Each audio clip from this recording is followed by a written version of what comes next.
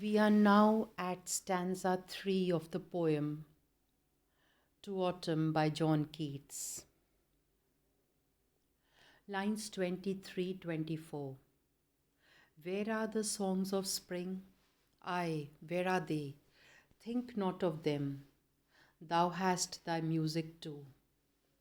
In lines 23 and 24, the final questions for autumn develop the character of the speaker. Structurally, stanza 3 follows stanza 2. Both start with a question. In stanza three's case, two questions that fit on one line and follow with one long sentence that in some way answers the question. Both make similar adjustments to the poem's iambic pentameter. Where are the songs of spring? Aye, where are they? But line 23 takes that adjustment a few steps further. In addition to starting things off with a spondy rather than an iamb, it stresses the first three syllables of the second question such that the exclamatory I and the repeated core of the question, where are, ring in the reader's ears. This metrical variation is the first of the major differences between lines 12 and 23. Line 12 is the beginning of stanza 2 and line 23 is the beginning of stanza 3. The questions are also distinct from each other. Both are rhetorical, but the questions in stanza 2 can also be read as actually demanding an answer, not necessarily from autumn, but maybe from the reader. The speaker genuinely wants to know, where are the songs of spring? Aye, where are they? The repetition of the question and the firm expressive I means yes, convey the speaker's desire to find an answer one way or another. As in stanza 2, the questions come off as a challenge, as if the speaker is daring autumn to show him or her where the songs of spring are. Later, it comes to seem that the music of autumn very much resembles the music of spring. The repetition and the I may give the questions an exasperated tone. Exasperated means somewhat irritated, but the following line lends them confidence. Think not of them, thou hast thy music too, the speaker tells autumn, as if delivering a pep talk before a competition or performance. Pep talk means a short talk जो किसी को समझाने या सिखाने के लिए दी जाती है.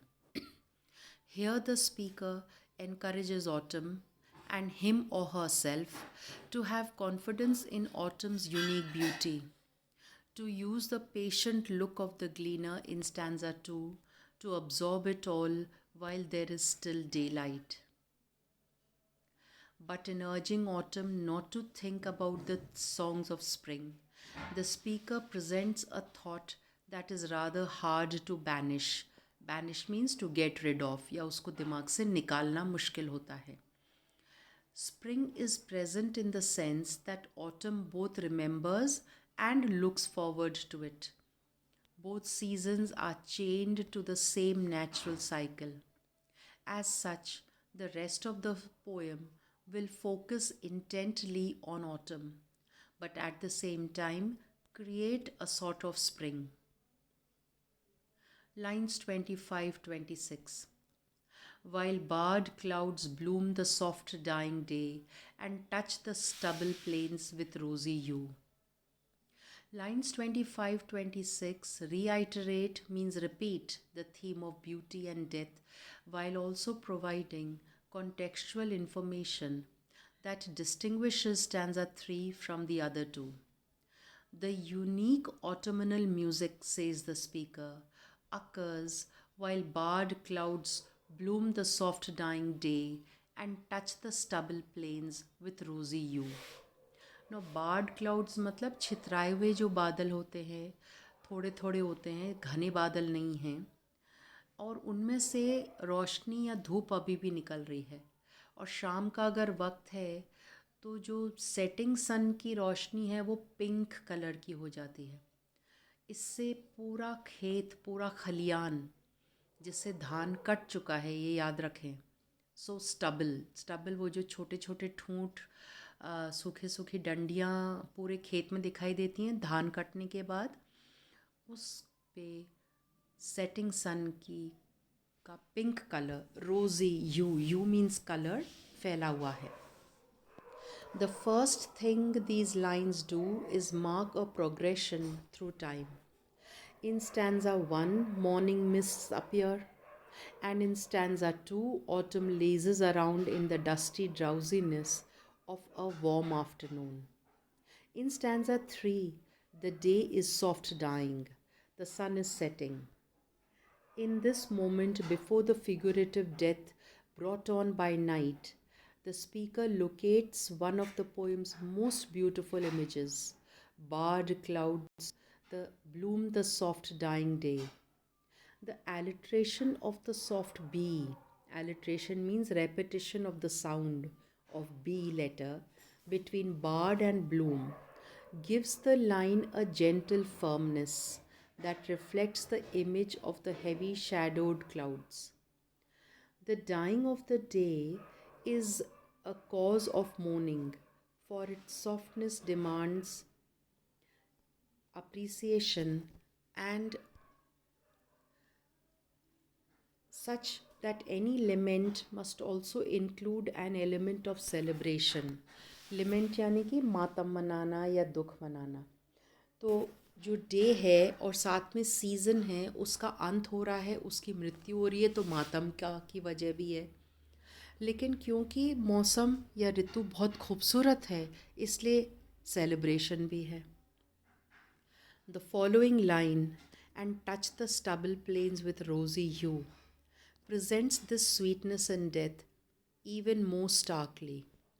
Here, a gentle loveliness, the color of a rose, which is a symbol of life and love, is laid directly over the mowed fields, a symbol of death. Mowed means cut fields. The field is completely shorn of life, means without life.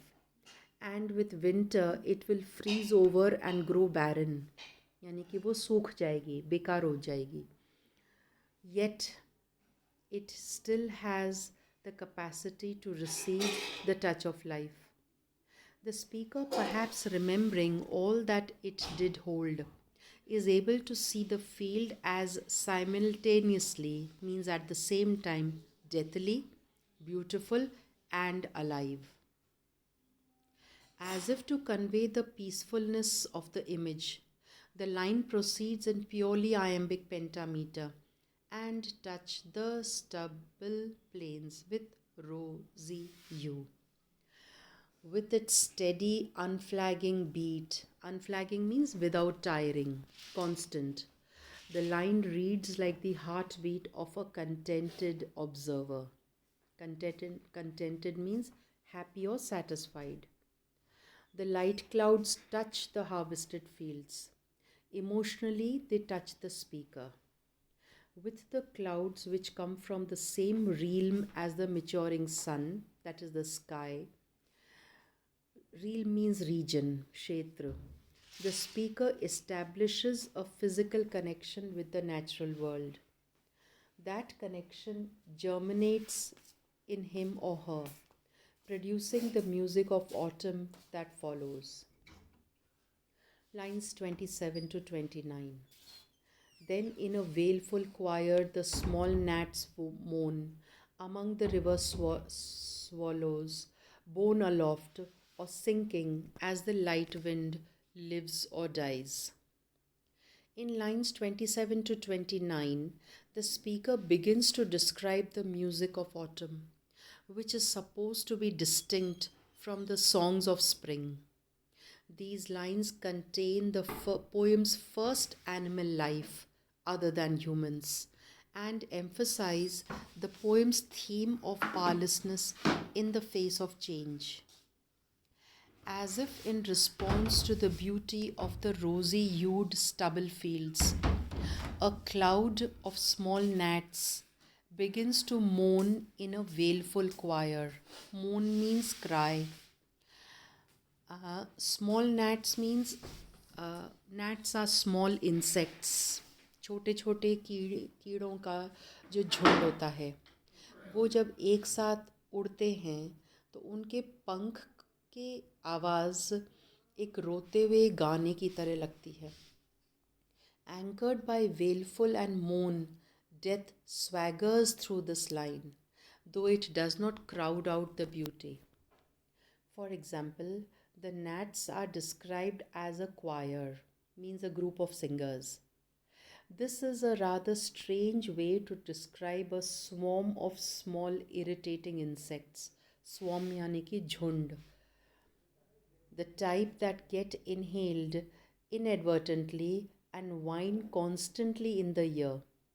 But the speaker, perhaps influenced by the surrounding beauty of the sunset, allows him or herself to see them quite differently.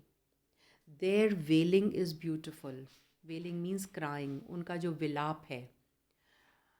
And not in spite of its mournful tone, but because of it. To the speaker, the gnats are beautiful in the sound they create and the life they represent. Their sound is not an irritating whine, but a pleasant hum. They are creatures that won't live longer than a few days. However, during their brief window on the planet, they work together, gathering above the riverbank and sacrificing themselves to hungry fish.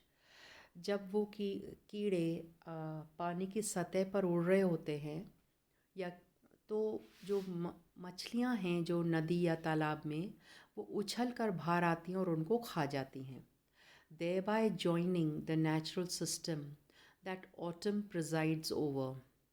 The river sallows or willows एक पेड़ का नाम है, which like the twined flowers of line 18 represent an impenetrable thicket, एक घना झुरमुट है पेड़ों का.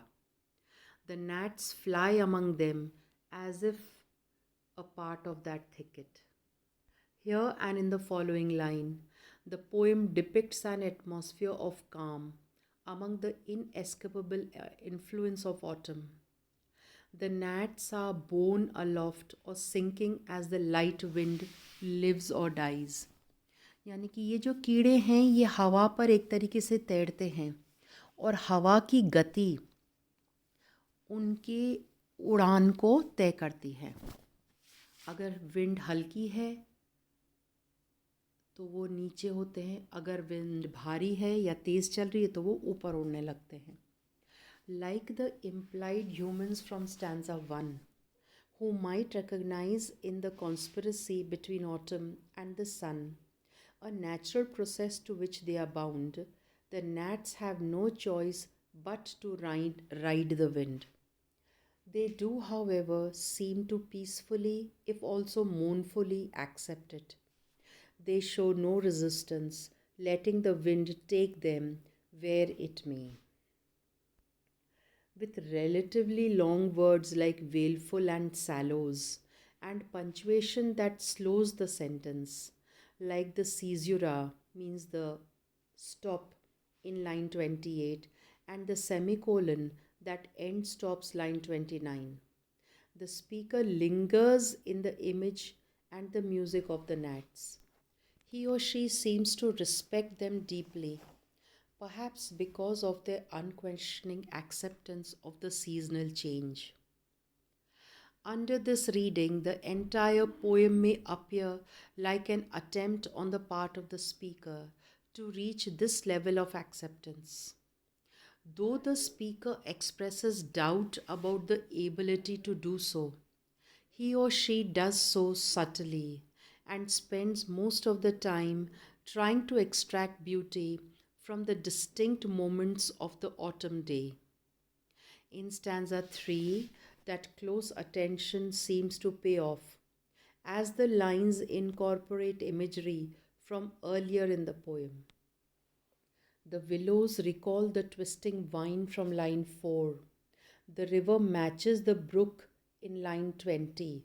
Brook means a small stream, jal ki patli si dhara.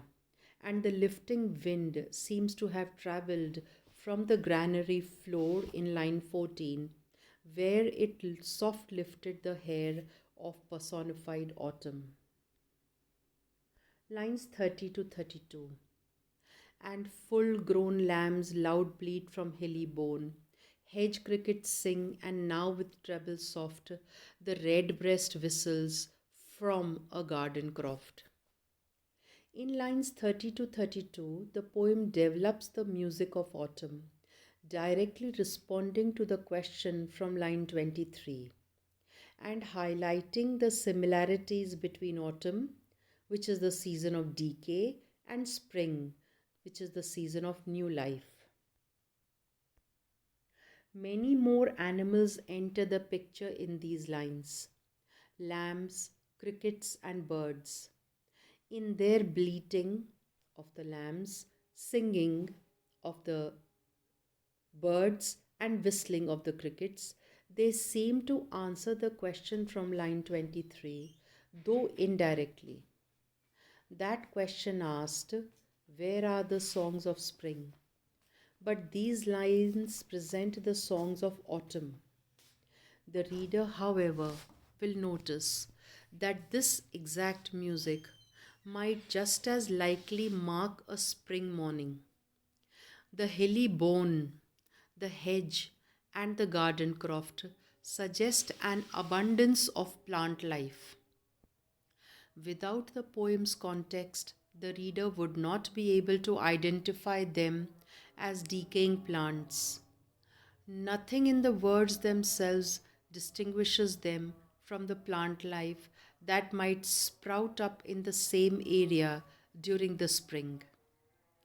The same thing goes for the animal cries, especially those of the lambs, and the whistling redbreast, which probably refers to a robin.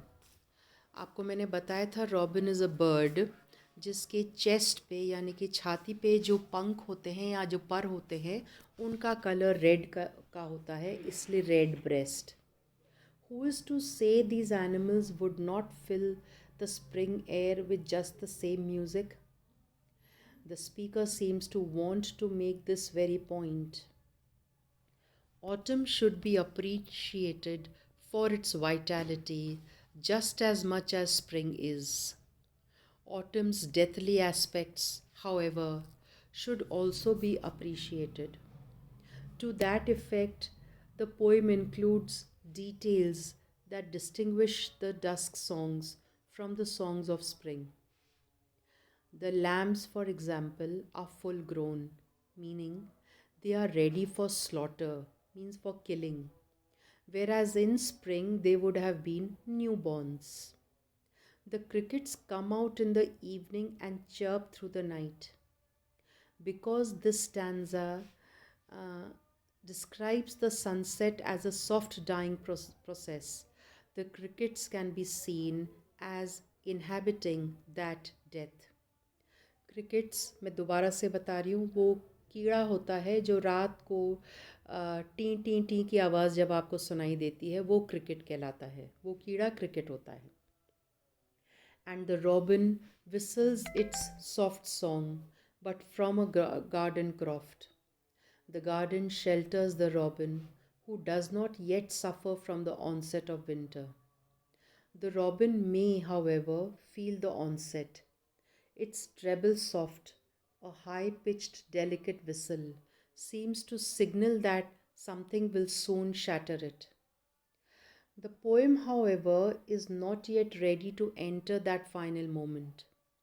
Like the garden and the bone, which is a fence that keeps the lambs in, semicolons in two end stops and a caesura erect barriers between this lovely mournful music and the final line, encouraging the reader to linger in its space for as long as possible, to indulge once more in the pleasure of the bees and think warm days will never cease. Line 33. And gathering billows twitter in the skies.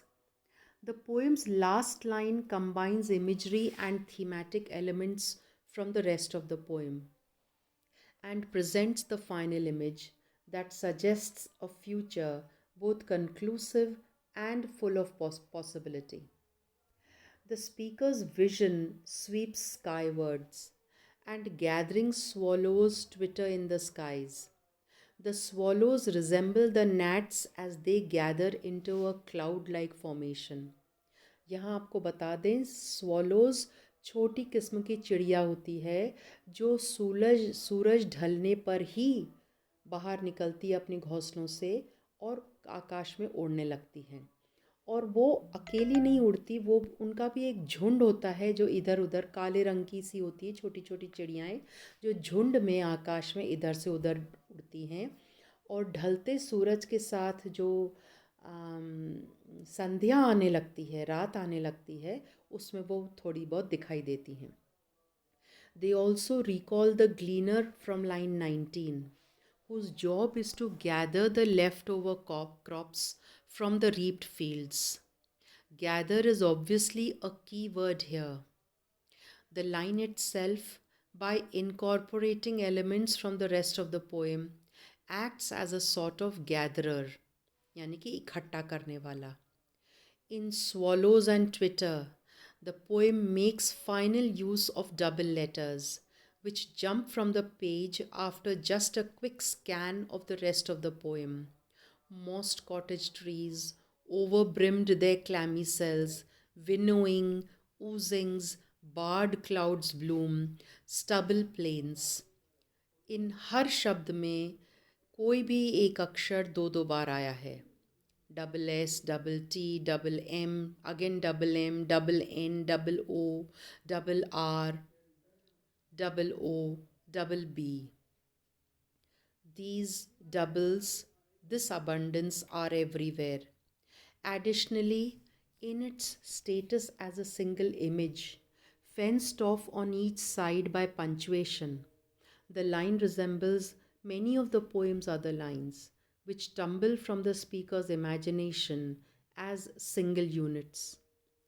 Nevertheless, these similarities show how such units are tightly linked to each other. In its irregular pentameter, the line also resembles the others, and gathering swallows twitter in the skies. The line starts with an iamb, but gathering, a word that could be read as having either 2 or 3 syllables, somewhat throws it off. If read with 3, the line loses its distinction as being purely iambic, becomes the poem's second 11-syllable line. Line 14 is the first, though granary, like gathering, could be read as 2 syllables, and joins many of the poem's other lines, whose slight breaks from the steady pentameter reflect the space for jazzy improvisation within the order of the seasons. And the image itself, the gathering swallows, represents the poem as a whole, in that it, like the poem, is a huge collection of life. The poem contains fruits, vegetables, farm laborers, and animals of all shapes and sizes. Similarly, the flock of swallows contains hundreds, if not thousands, of lives. Their twittering might sound like a weak form of singing, especially compared against the bleating and whistling, but it is also just the swallow's normal way of going about things. असंख्य चिड़ियाएँ एक साथ उड़ती हैं और वो अपनी मुंह से आवाज़ भी निकालती हैं. उस आवाज़ को ट्विटरिंग कहते हैं. There is confidence in their casualness. The swallows have good reason to be confident. They are about to migrate south. सर्दी का मौसम आ रहा है, तो ये चिड़ियाएँ उड़कर दक्षिण की तरफ जाएंगी जहाँ पर मौसम थोड़ा गुनगुना होता है. यूजुअली फ्रांस चली जाती हैं. Yes, their journey will be arduous. Arduous means difficult and long, tiring. Many of them will die as they brave the Pyrenees and cross the Sahara. But unlike the poem's other animals, they can escape the winter. The final image of the skies, plural and far reaching, suggests both the swallow's fate and that of all the other life that appears in the poem. The expansiveness of skies represents a wealth of creative possibility within the limits of autumn, exactly the sort of thing the poem itself embodies. The darkening emptiness of skies, however, represents the inevitable end, the moment when winter tightens its grip, leaving those who live through it with little more than dreams of the songs of spring. Here we come to an end with the textual meanings of the poem To Autumn by John Keats. I will be sharing the notes of this poem with you in the form of a PDF. You can look at the other aspects of the poem and read through the notes and understand it. So, with this, we end the poem To Autumn. Thank you.